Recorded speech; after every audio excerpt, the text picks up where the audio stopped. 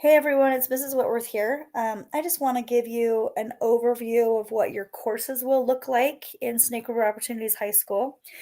We have kind of a template that we use, so most of your courses, all of your courses, will look very similar. There might be a few differences, but overall they will look the same. So you can see here I'm in Schoology, and I'm in the materials here, and there are four topics. So they have the topic name, and then they answer this question: what do I need to learn about? In each of our topics, we want to give you an idea of what the end goal is. These are the things that you need to learn about in this specific topic, and then um, when we know where we're trying to go, then we can kind of start at the beginning and figure out how to get there. So when I click into one of these folders, and I'm going to go to our generic class now. So I'm going to click into this folder here, and there will be some things in there that will be the same across all of our content areas. So the first thing that you'll have in each of your topics is a self-assessment or a pre-assessment. And we need to start there because we need to know what you already know about the topic. And then once we know, and once you know what you already know, then we can answer the question, what do I still need to learn?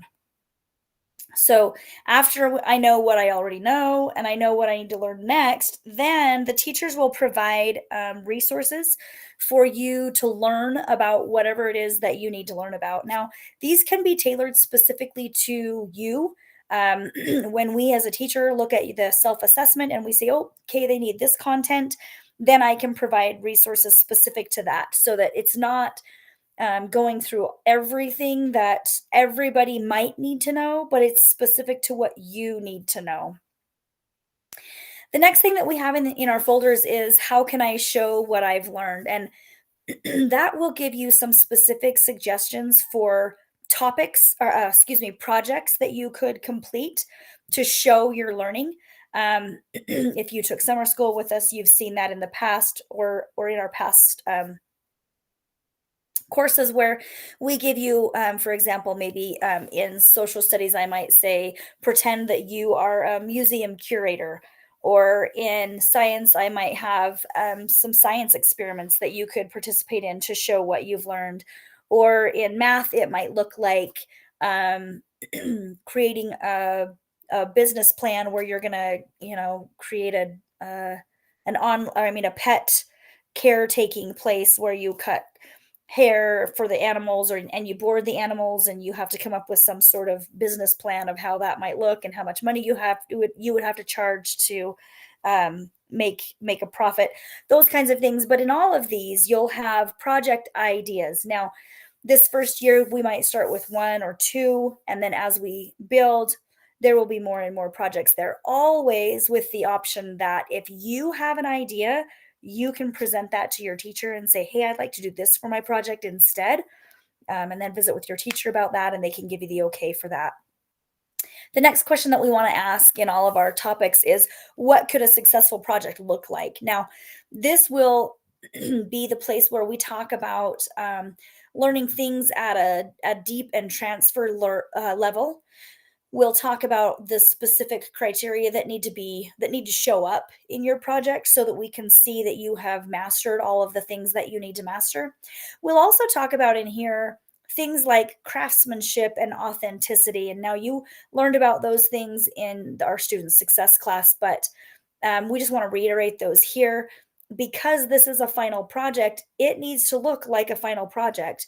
It needs to be your own work, not just something you pulled off of an AI program, GPT or any of the others.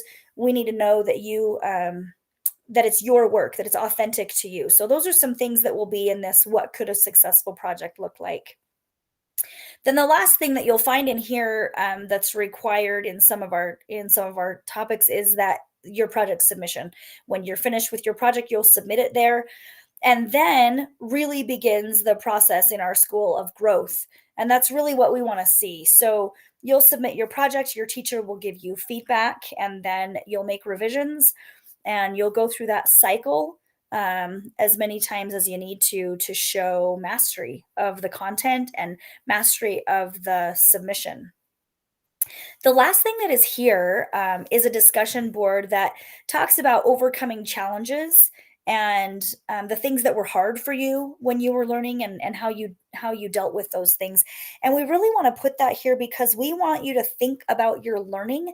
Our goal at Snake River Opportunities High School is not just to have you jump through the content hoops, but to actually learn how to learn, because when you get out into the real world, most of you will be in jobs that don't have manuals anymore. You're learning in real time with real problems that nobody has ever solved before, and nobody really knows how to solve them. And so it's really, really important for you to learn how to learn, so that when you get in those situations and you're coming across these problems that you've never come across before, and nobody that you work with has ever come across, you can have a way to kind of tackle those things and really understand how to learn and understand how to grow and solve problems. So that's really our main goal. And so that's why we put that project board in there, or that discussion board in there. Hopefully, this will kind of give you an overview of what all of your courses at Snake River Opportunities High School will look like. Again, they'll be in Schoology. This will be found in the materials section under your topics.